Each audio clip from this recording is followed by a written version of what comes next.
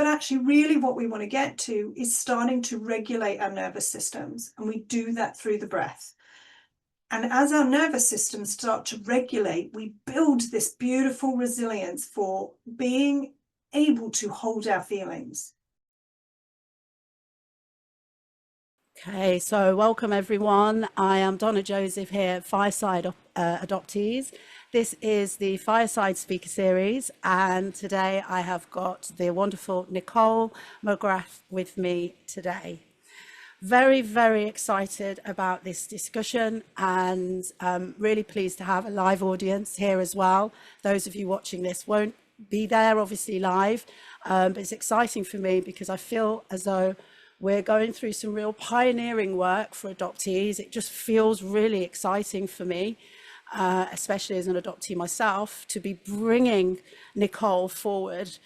So I met Nicole, gosh, when did I meet you, Nicole? I met you, well, 3 months ago, 4 months? About 3 months ago, yeah, about 3 months ago I met Nicole. And it was actually through Fireside, from a comment.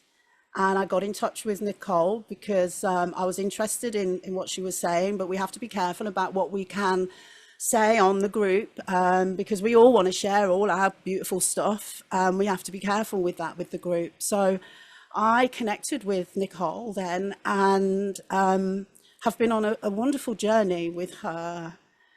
And I think this is where this might get a bit emotional for me, because this stuff that Nicole does really worked for me and on my nervous system. And that, for me, who was in the fog for 40 years, is massive. And I know that those of you watching this as adoptees, especially here today, right now, know what I'm talking about.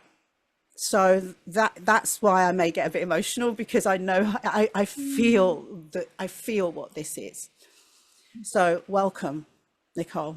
Welcome. I'm going to do a little bit of an intro for you, okay, just so people can now tune in from what my thoughts are to what you are really all about. So, and then I'll hand over to you. So Nicole McGrath, who is here with me today, is an Australian adoptee and a trauma-informed breathwork facilitator, specialising in helping adopted individuals release stored trauma, process pre-verbal emotions, and reconnect with their bodies. Blending professional training through alchemy of breath with her own lived experience, Nicole creates safe, compassionate spaces where adoptees can access deep healing beyond words, regulate their nervous systems, and come home to themselves. Oh, and you really do. And it's an absolute pleasure to have you here. Thank you, Nicole. Thank you. So I think I've explained and got across just in that few parts really why this conversation matters. But what I'd like to start with, unless you want to come in with anything else, obviously you're free to do so, but I'd like to start with how you came to breathwork. I know that's probably quite a loaded question, but I'm just going to hand over to you for 5 minutes, however long, to just... Beautiful. Yeah, thank you. Thank you. Yeah, well, we want the juicy stuff, don't we? Yeah. But what I'd really like to do is start with just honoring where you're at, right? Because I feel like in our little collective container, I can feel, whatever is bubbling beneath the surface for you. And I think, we're just in a space where we get to honor that. And part of dealing with the breath is not rushing through things. We're feeling things, we feel them in our bodies, and we're so used to disconnecting, right, from our systems and rushing straight into the next thing or whatever needs to be done. So, I just think collectively, for everybody that's here, why don't we like just take a minute and drop into the space and just take 3 breaths together and just honor the fact that we are all here. We are here in our bodies. We are here with our breath. And just let's take 3 slow breaths together and just kind of come into community and honor just where you're at as you're joining the chat and jumping into the space. Yeah.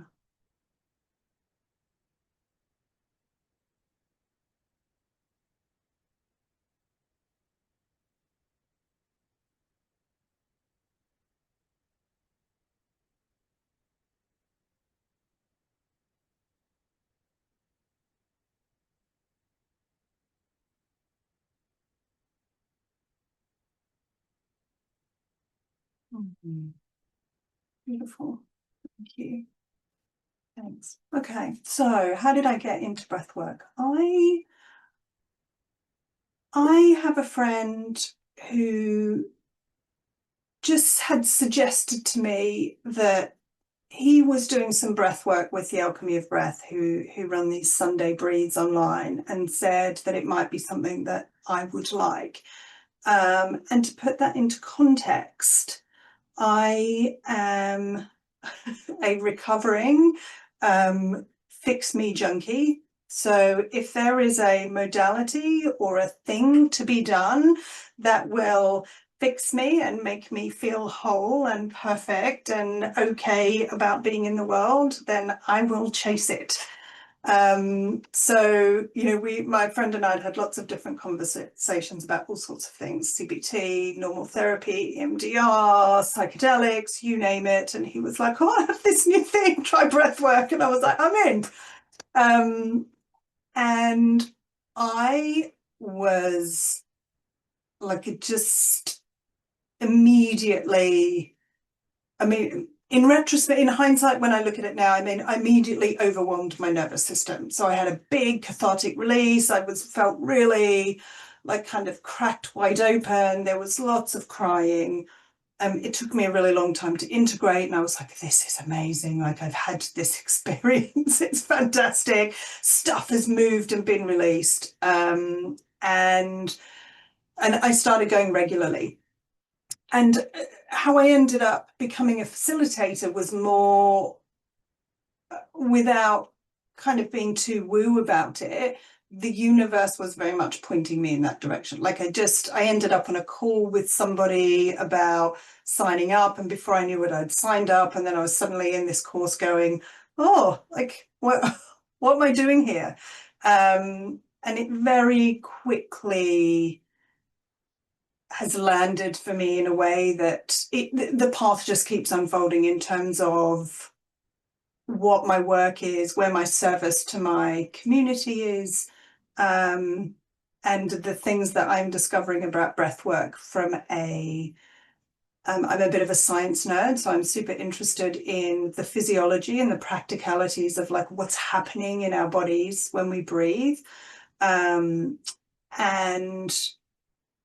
then really starting to do the research now and dive in, because what I've discovered is that breath work for adopted people needs to be different to the breath work that is traditionally available.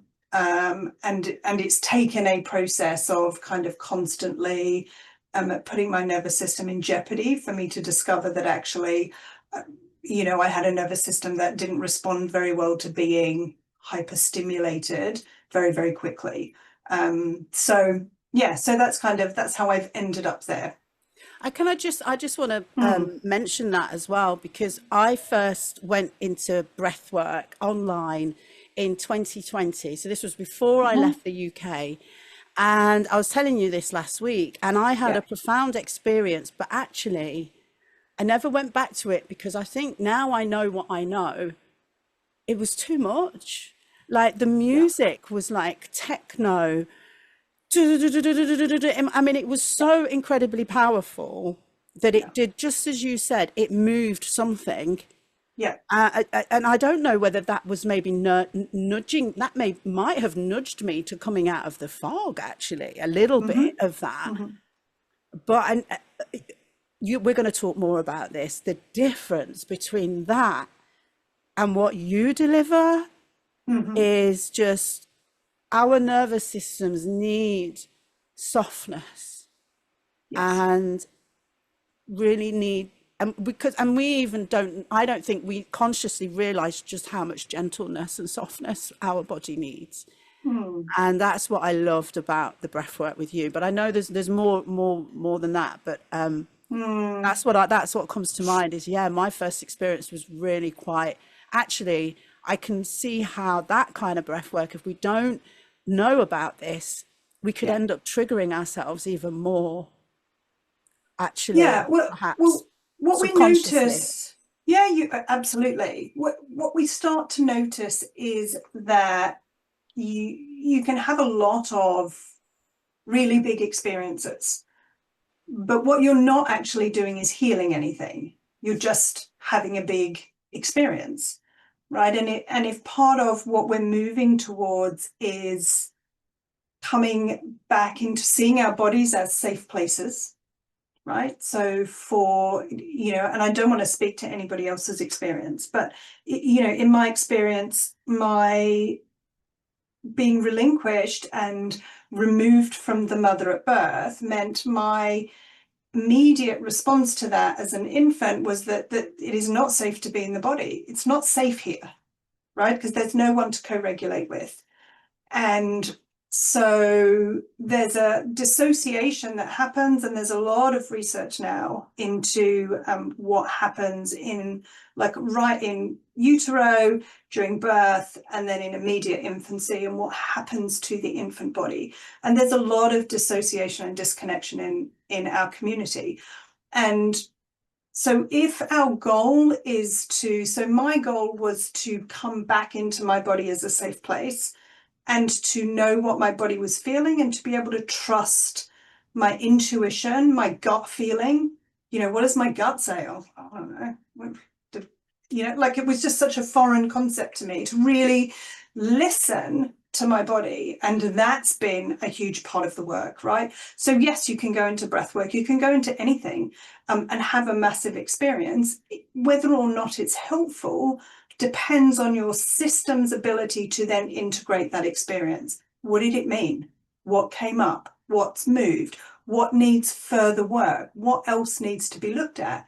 And if you go into a breath work experience, and certainly what I did for the first 6 months, was just have this massive, overwhelming experience. And I couldn't tell you what was being moved, what needed to be integrated. I was just overwhelmed with grief, with trauma, all of the stuff coming up into a system and a body that wasn't able to hold it, right? So it leaks out everywhere. You're just basically overwhelmed with all of your stuff, and it's got nowhere to go. So then you're swimming in that mess for the next week, trying to pack it back in, and then you pack it back in and shove it back down till you breathe again and it all comes out. It's not a very helpful system, right? Not at all. And you've just, I'm sure there's others here that can relate to how you've just described that, leaking out and just trying to get it all back in. But it's like, it's also coming from, for some of us, a lot of the space of we're not aware yet, for some of us, depending where we're at, we're not aware that we're leaking all of this out. And, it's like this sort of, hidden secret within ourselves that's going on. Great. I'm so glad you're here and explaining all of this. I'm wondering, I know, I think I sort of know the answer to this, and I'm wondering if I can ask this around the connection between breathwork and adoption. Obviously, so when did you discover that you're obviously like coming out of the fog, really, for you, and when, just so we can sort of so I can try and get an idea of your journey. I can see where you're at now, and I'm loving it, but where did this start, and for you, as far as you being on your adoption, coming out of the fog journey? Does that make sense? Yeah, it does make perfect sense. Beautiful question. So I came out of the fog in about 2019, I think, really. I kind of inched my way out of the fog. I didn't kind of leap out guns blazing. I kind of felt like I crapped out of it a little bit. And I was lucky enough to then quite quickly kind of get scooped up into a year-long adopted person group, which was a writing and a therapeutic group. It was called Flourish. So we worked with Pam Cordano, who's an adopted person and a psychotherapist, and Anne Heffron, who's an adopted person and a writer. So some of you may be familiar with one or the other of them. And they created a container called Flourish, and there was about 15 of us in there, and we committed to a year. And we did 2 hours every Sunday for a year, and we did lots of writing and lots of crying and lots of processing. And we really built a community there. So I spent a lot of time in that space working through lots of adoption-centric topics, right? So we kind of worked through that. And I'd done a lot of therapy, and I'd done, lots of stuff. So what I found then was that I was going to therapy. I just had stuff, like that sense of not being okay. So I was like, oh, there's something there. And no matter what modalities and stuff I was doing, I couldn't kind of quite get there. And I'd been in talk therapy for, about 8 years. And I was sharing this with you, Donna. I would go in after I'd come out of the fog, and I would go sit there, and she would ask me how I was doing, and I would start crying. I would cry for my therapist hour, which is about 50 minutes, I think. I would cry, I would pay my money, and I would get up and go. And I would do it every week. And I did it for months. And in the end, we just parted ways and went, this doesn't feel like it's going anywhere useful. And for me, a slight disclaimer, a slight warning here, I then went and did some plant medicine. And plant medicine, in a very safe container, allowed me to get access to the stuff that I couldn't get to with talk therapy. It was the pre-verbal stuff. What I've discovered since then is that breathwork gets me there too, right, into this kind of pre-verbal space. So what I was uncovering was that there was a whole load of pre-verbal trauma that sat in my system that I couldn't get access to with talking, because it's pre-language, right? So it all makes sense retrospectively, but at the time I was like, oh, something here. And every time I got close to it, my system would become so overwhelmed that I would just cry. And it wasn't crying because I was sad, it was crying because it was my body's mechanism for going, we're not going there. We are, whatever is in there, we're not going there, right? And so for anyone familiar with IFS, internal family systems, there was a lot of protectors and managers getting involved in my internal system to go, no way. So I think we all have a lot of protectors and managers. Sorry to interrupt you, but when I found out about the IFS and the parts and everything, it was like when you become aware of all the protecting parts that just will do absolutely anything to prevent us from even going near there. I realize now it's like we are so freaking powerful, aren't we? We just don't realize how powerful we are, but breathwork is a way in, I think. So I just 100%. Wanted to say that. Yes, yeah, completely. And breathwork has subsequently been my tool, right? So, and here's the distinction. Here's the thing that is incredibly important. We adopted people as a community, in the main, have hypervigilant nervous systems, and that's probably not news to anybody in this group. So we have nervous systems that are almost always stuck in fight flight, and they sometimes drop into dorsal vagal, which is like complete shutdown, right? So if we consider that in the animal kingdom, that's hyper alert. I'm potentially prey, and all my senses are on standby for whatever's going to leap out of the bushes at me.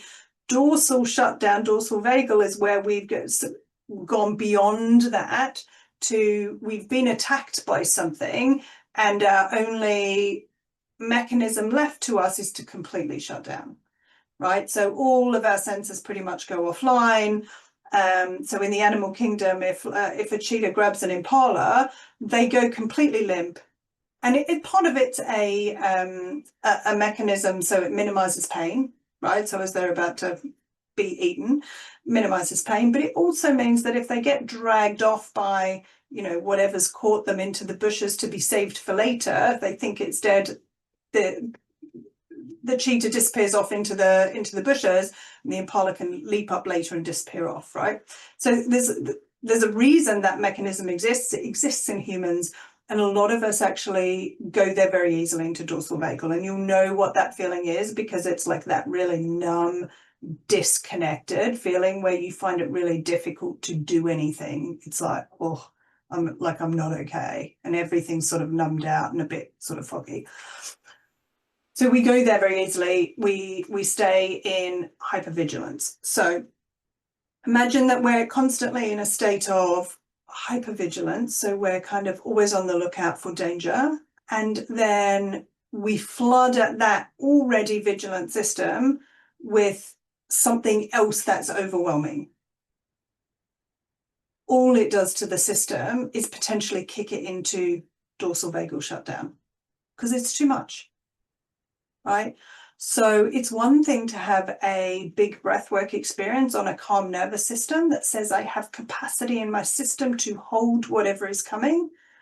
But actually, in my experience, for me and for a lot of the adopted people that I work with, our nervous systems are so jacked up all the time. We find it very difficult to come into rest and digest into our parasympathetic nervous system.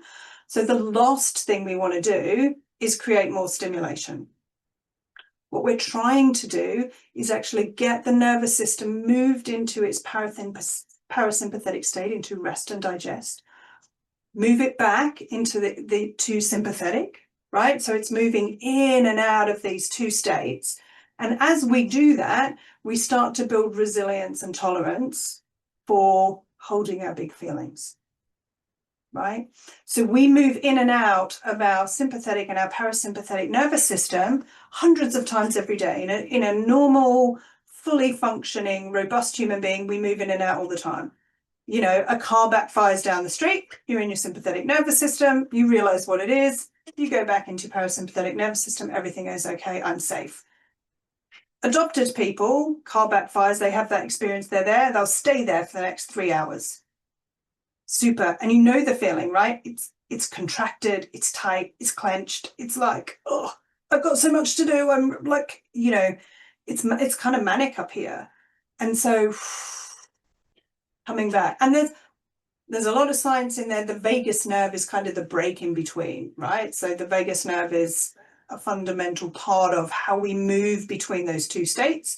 And part of the work we do in breathwork is starting to oil that mechanism. So we move in and out of those two states more easily, and we understand what it feels like to really be in a rest and digest in our parasympathetic bodies. And when an adopted person's body truly comes into felt safety, initially it can feel very unsafe, right? Because we're not used to it. So we start to relax, and immediately our system wants to go back into the sympathetic nervous system because it goes, this is not right. I am not safe here. This is not okay. So part of the work we do with the breath is learning to tolerate that feeling of safety in the body. And go, can I sit with learning that this is safe? And that takes time, right? We can't rush through that process. We build resilience for that. And once we know what it feels like, we can more easily come back there. We're like, oh, I know what it's like here. I know what it's like to feel safe in the body. And I know that I can come back here. It's okay. So then we start to move in and out, right? So what we're building is resilience and a greater capacity to then start thinking about holding those big feelings in the body without dissociating, without overwhelming, without disconnecting. Because if we can do that, whatever emotions show up, we can then integrate. We can work on them. Beautiful. Sorry, that's very long-winded. No, That's a long explanation. but I was gonna. There was some certain things you said. I wanted to come in, but I didn't want to stop you because that was so lovely to listen to you. Yeah. So now I've got to try and remember what I was going to say. But no, so one thing I really want to just add into this is my own experience of my nervous system. So I had issues with but I didn't know it was my nervous system, but I used to have these internal shakes when anyone got close to me. And now it all makes so much sense.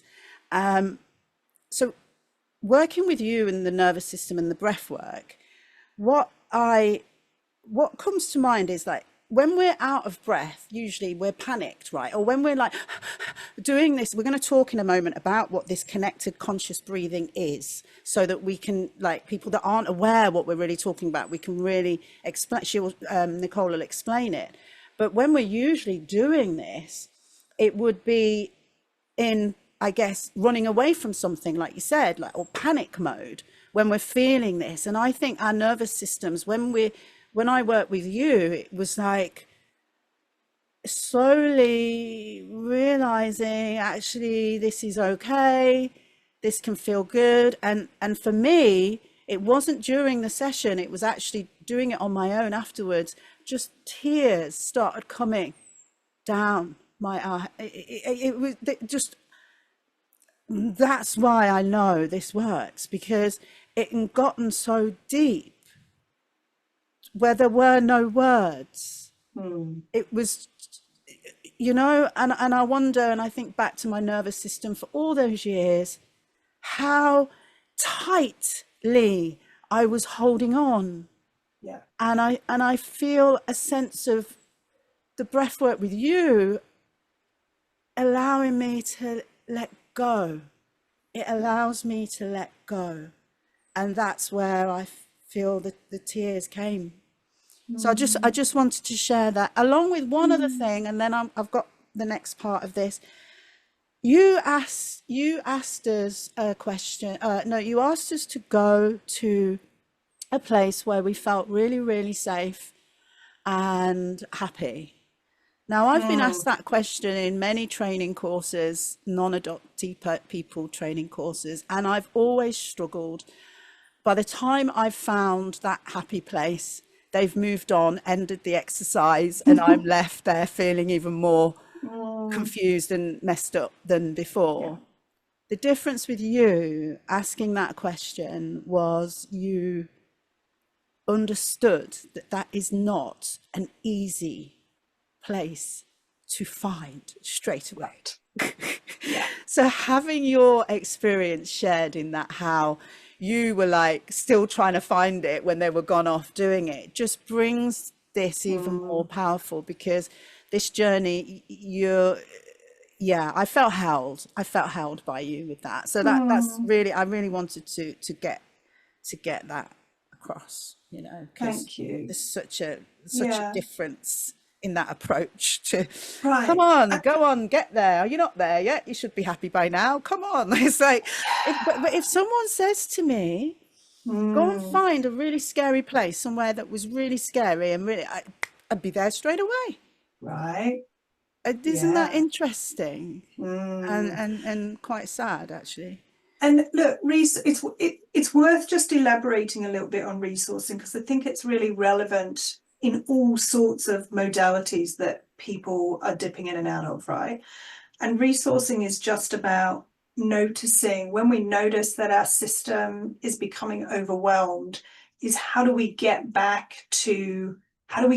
from that edge and come back to a place of felt safety? And we call that resourcing, which is, I am resourced enough to be able to kind of regulate and calm down my nervous system when I feel that it's going into overwhelm.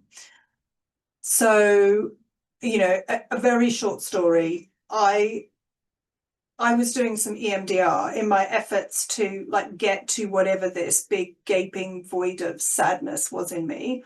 And I was doing EMDR, and I was asked, she took me through this exercise of kind of finding this happy place, and she was going pretty quickly. And of course, I didn't have a happy place. So like made something up on the spur of the moment, and it was sort of nonsense. And I come from Australia, so I was like, oh, it's Bondi Beach, and she was like, what can you smell? And I was like, oh, like hot chips. And she was like, what can you hear? And I was like, oh, seagulls, right? Like, so this like this beach scene, but ridiculous, because it would be the last place that I would go to feel safe, is like with all the craziness. So I made this thing up, and then that had to be my safe place for like the next 6 months. And she was like, go to your safe place. And I was like, it's horrible here. I don't want to go here. I don't like it. Because I was like, I couldn't make it up fast enough, right? And so that it took me a while to go, oh, perhaps that's true for everybody else, right? So here's the thing. Sometimes for us, that's just not a very good tool. And there are lots of other ways to resource, right? I have a stone. I actually have it here. I have this beautiful round heavy stone, and when I do breath works, I bring this stone and I have it next to me, and sometimes I put it on my chest, sometimes put it on my throat, depending on kind of where I need to feel a little bit of weight and a little bit of pressure, and that's my resource. And I remember where I was when I picked this stone up at the Isle of Wight, but even just the weight of it, the naturalness of it, you know, like the Mother Earth of it, reconnects me to my place in the greater expanse of things, right? So for some, it's so. For some people, it's like a pet. For some people, it is just opening your eyes and coming back into the room, or putting a hand on the ground and going, where am I in space? Or putting a hand on the body and reconnecting, right? That don't get hung up on the find a happy place, because trying to imagine a happy place when you've been stuck in fight or flight is almost impossible. And then we beat ourselves up that we failed at the thing that everybody else seems to be able to do. And then we have a shame spiral and we miss half of whatever the exercise was supposed to be anyway, right? So there are lots of resourcing tools. Just find the thing that works for you. Well, I mean, it worked for me. I was able to go to a place, but it was because it was you that was guiding me there, you know. And that was you know, I really feel I've got a beautiful stone behind me that's like that. And I think, yeah, that can help me to get there as well. But a lot of it is just that being allowed to be knowing, and that validation that it makes sense that we wouldn't be able to go there instantly. So just having that support around you while you're going there help me go there. Right. And beautiful. So maybe you. just asking for some more time too, right? When we need it, advocating for ourselves and saying, Yeah, I'm not there yet. I need a little bit more time. yeah, I love that. Beautiful. Thank you.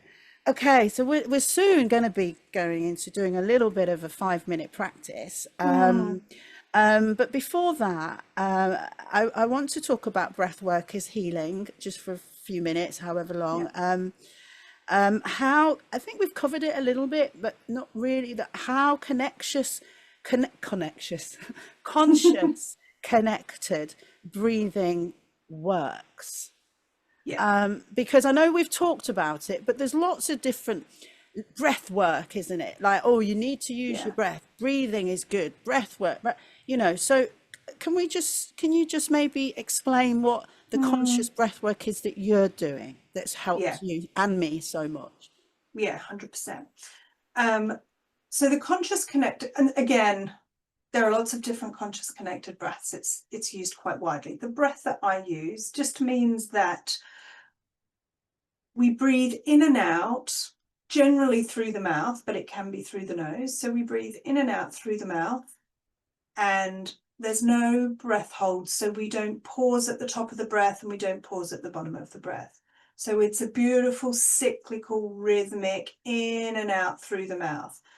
And when we breathe in that way, what we're doing is inducing a state called transient hyperfrontality. So basically what we're doing is we're adjusting the pH levels and the chemical balance in the body. And what it does is it turns off the thinking mind. So it shuts the thinking mind down, the prefrontal cortex, and it drops us into our limbic system. It drops us into our feeling body. And it's within that feeling body then that we start to be able to access some of those emotions and feelings that are buried and stored in the body that are difficult to release. We can't get to them by thinking about them. We get to them by feeling them and allowing the body to hold them.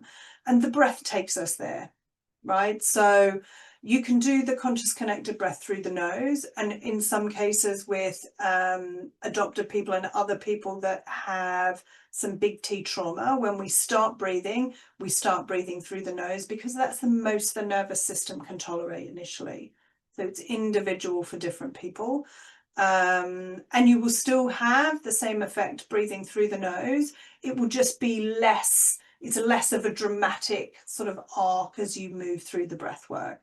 But broadly, you know, that's all we're doing. We're breathing in and out through the mouth, and basically giving the body time to turn the brain off and let the body come online and do the work that it wants to do. Yeah, beautiful. And it when you start doing it and practicing it, it does start to feel like a wave. Yeah. But before the wave feeling, it's not a smooth. I was aware how, well, when you become aware of it becoming a smoother wave, you're also becoming aware of how it wasn't a smooth wave before. And I think that is really tells me that it makes sense, because I wasn't breathing this way before. My body wasn't, the muscles in my body weren't as you say, oiled for this. And I think what you've already explained as well, but I'll ask anyway, just if there's anything else. But why, I wanted to know why it's powerful. I think you've explained this for pre-verbal and body-held trauma. The wave really answered that for me. But is there anything else you can say, the power for the pre-verbal and the body-held trauma with this breath work that you're delivering? Well, I mean, the breath is an extraordinary thing, right? So even outside of, you know, what I'm starting to discover through working with a lot of adopted people and through kind of working with my own system, is that actually the breath is like, it's a bit like going to the gym. So it is a practice. We want to build some tolerance within the body and within the system before we start deep diving into some of the big stored traumas there. Otherwise, you know, as we were speaking to earlier on, we just go into that place where we've stirred up big trauma and it's too much for our system, right? So as a practice, what we can certainly do when we drop into, you know, like a big breathwork practice is, you know, stir up some of the stuff that's there. But actually, really what we want to get to is starting to regulate our nervous systems. And we do that through the breath.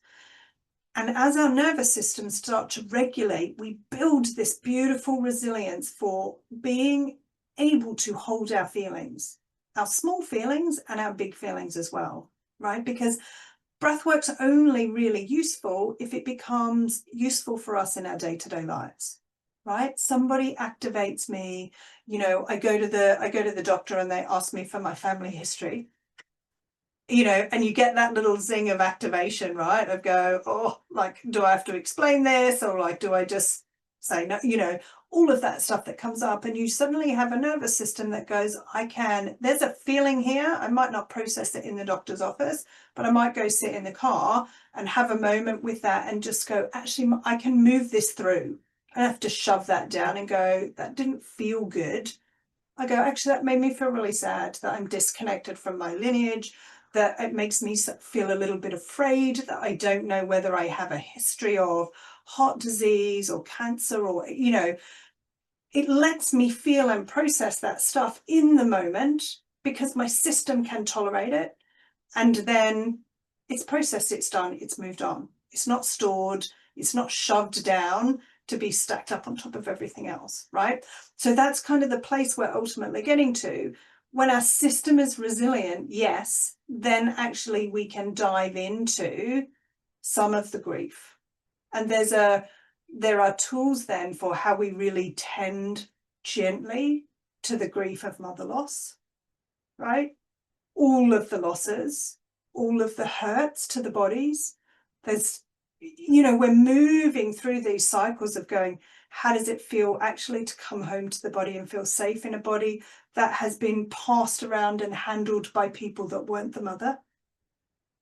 Right? There's a lot of pain, there's a lot of trauma in the system. We don't want to crack that wide open into a system that's not ready to hold it. Right? And when we hold it and we let it move through us and we can be with it, welcome it back into the system, that's when we really start to heal. We start to go, this is actually part of who I am. I can be with it. It doesn't need to be hidden away anymore. You don't need to be overwhelmed by it. I might titrate it. I might take it bit by bit. I might not want to kind of eat it all in one swallow. But actually, then we can start welcoming it into the system. It becomes part of who we are. And then we can be in the world as our full selves, as the full expression of ourselves, with our pain, with our loss, but without living constantly and swimming about in the trauma soup. How do we move beyond that?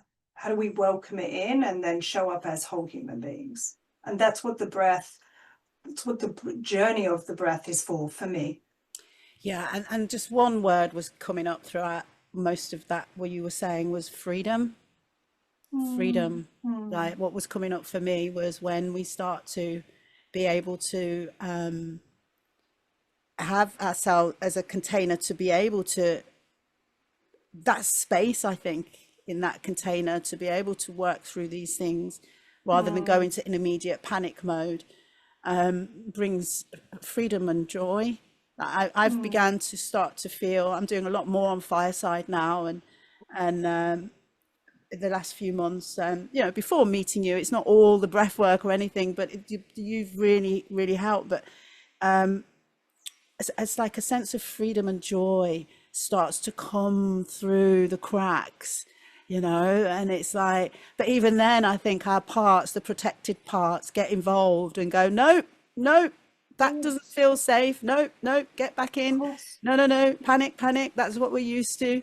But it's the awareness of all of this going on that is good, because then we know what's happening, right? We know that there's parts of us that are deeply clever, actually, at doing the job that they've been doing since we were babies, and honoring that, right? We don't rush that. Like, coming back to the body is like, for me, was like starting a new relationship.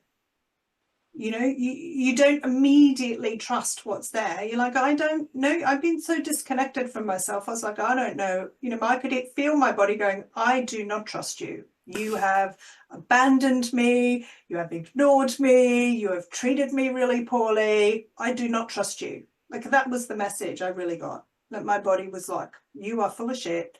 I do not trust anything you tell me.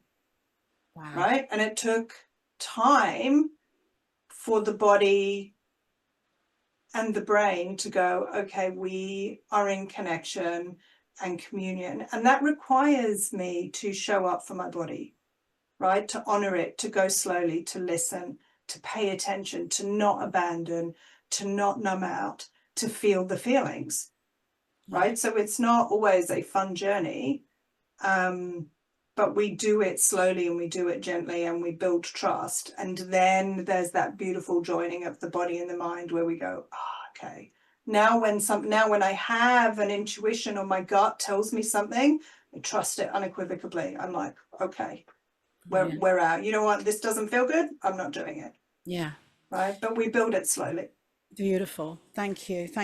Okay, so we're going to do a little 5-minute practice, and then that's going to give us still just a few minutes before the hour. And I'm hoping to turn the Q&A on before, if anyone's got a question they want to ask before they have to leave on the hour. So that's what I'm sort of thinking. But there's no rush though. And for anyone who does have to leave, if we're still rattling away, just so Nicole has got something starting for adopted people on September, and I'm going to be sharing that. What I love about you as well, Nicole, is And I think this will be the case with a lot of adoptees that are offering things. It's not expensive. It's not like therapy, like you've got to go and find therapy. What's this? Be requesting you to allow multiple presenters to share. Yeah. Oh, I couldn't hear you then. You're on mute, Nicole. Just say yes to that request, because I'll put a little bit of music in the background when we do the. Oh, okay. Do it again, then I'll click yes. I didn't know what it was.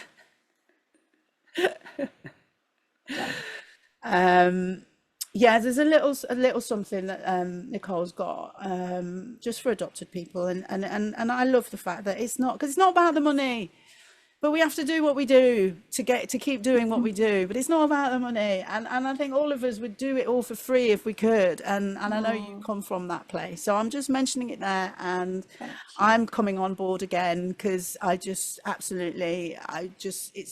it started unpacking a very powerful tool for me. So I'll be back. So, but enough about that. Let's go on into a practice. I know you've got one in mind. So hopefully everyone's up for this. We're just going to spend a few minutes. Just, okay. I need it. Yeah, beautiful. Okay. So I'm going to invite you all, if it feels good, just find somewhere, make sure that you're sitting comfortably, and just close down the eyes, or just lower the gaze if that feels better for you, whatever feels good. And I'm just going to invite you to notice the breath. Just notice where it is. Is it coming from the belly? Is it high in the chest? Is it fast? Is it slow? And try and avoid any judgments, any labeling. Try to avoid, often what happens when we start to notice is the breath is that we like to grab hold and control it. So try to avoid grabbing hold of it and just let the breath move as it would naturally. And we're just following it with our attention in and out of the body.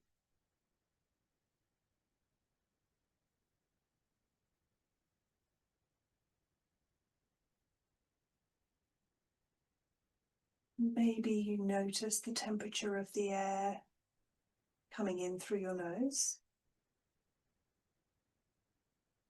And maybe you notice that the air is a little bit warmer as it leaves your nose, as it's being warmed by the body.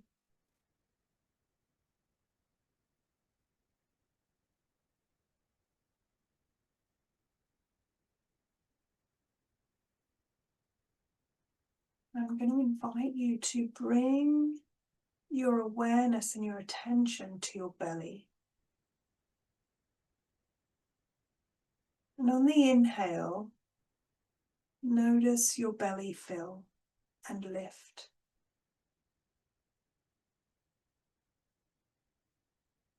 And the belly does that because the diaphragm is dropping down into the abdominal cavity to make room for the lungs, and pushes the belly out. So we just notice, we're just taking all of our attention to the belly, feeling it rise on the inhale, feeling it return to its natural state on the exhale.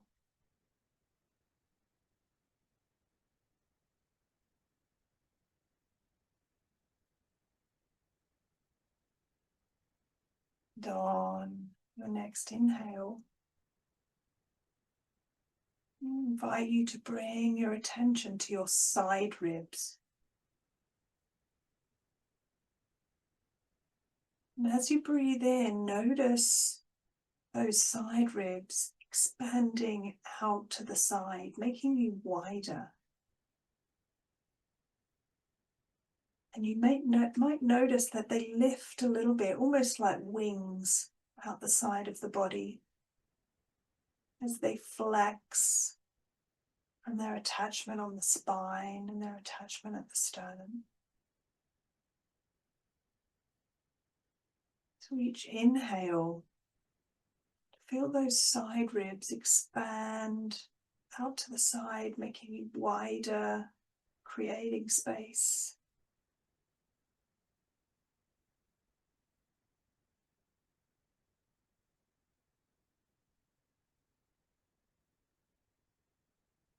And on your next inhale, I invite you to take your attention to the back, to the mid back, to the upper back. And as you inhale, feel the back expand. Feel how big and wide your back is. The greatest surface area of the lungs is in the back. Imagine your lungs resting against your back with each inhale.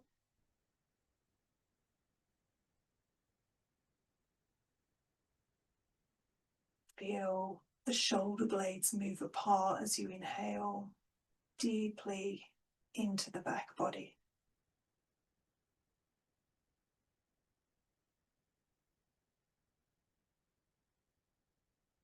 And on the next inhale, we're going to bring our attention up to the collarbones, to the clavicles. This is the uppermost lobes of the lungs, right at the top of the chest. As you breathe in, you might want to put your hands there. Feel the collarbones lift.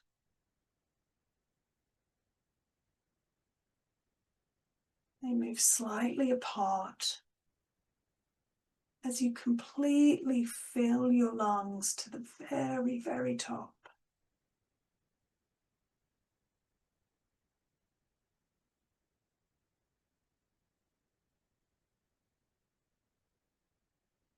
Now, as you take your next inhale,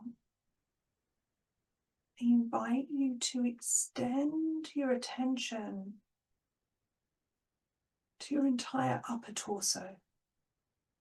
So the belly, the side ribs, the back, the upper chest. And as you breathe in, feel every single one of those areas of your body moving in unison for each inhale.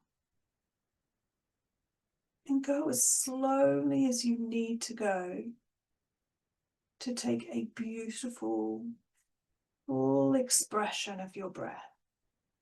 This might be the first full breath you have taken all day.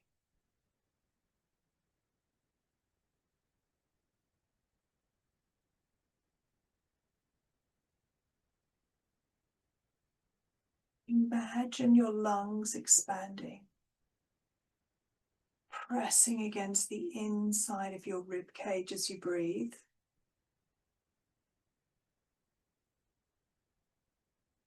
Completely filling them, and then just surrendering that exhale, letting the body just sigh it out through the nose.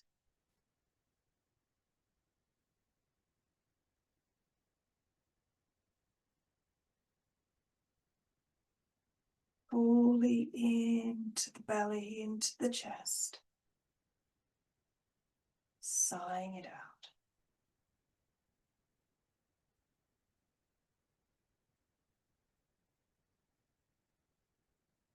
And as you follow the breath in and out of the body, know that you are in your body. As soon as you follow the breath in and follow the breath out, you are embodied. You are in your body. And what a beautiful, safe place it is.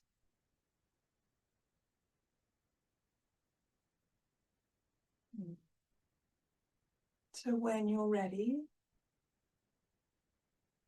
just invite you to let go of the breath, let it return wholly to a normal breath. And just Gently, slowly open the eyes and come back in to the space.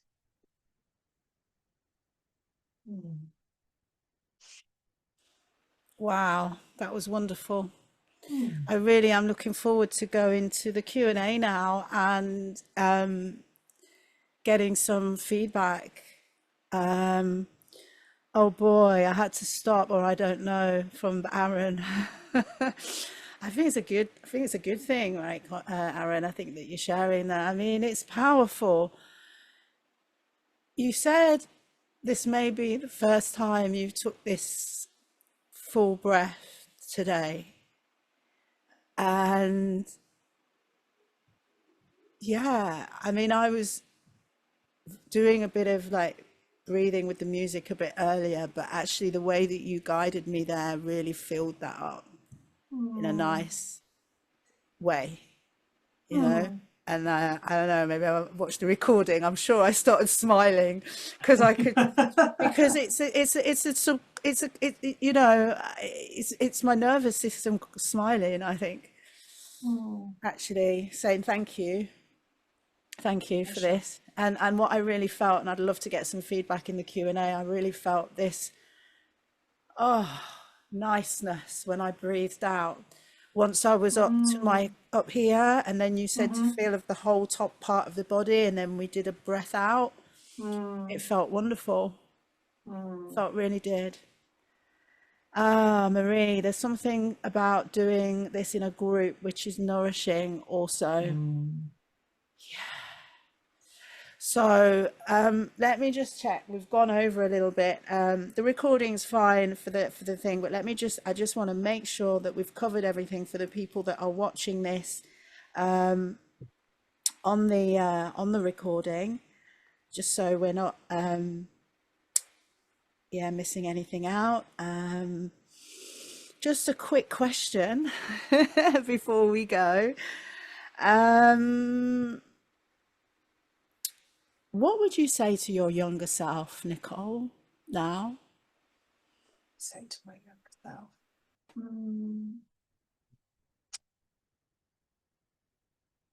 I would, do you know, if I could give my younger self the breath, I would give that to her.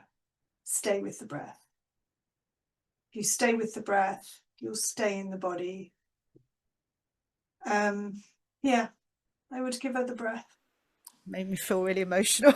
I did start this saying there's a high chance I'm going to cry with how I'm feeling today. Yes, finally, what do you hope adoptees know about their healing potential? Gosh, that's such a powerful question. Thank you. I think for a lot of us, for me, it felt like healing was never going to be possible, because whatever that aching void was, or, you know, the nothing place, this place that I couldn't get access to or touch, was never that. It was just constantly going to be full of grief and overwhelm and sadness, and I would never be okay. And I think it's not a fast process.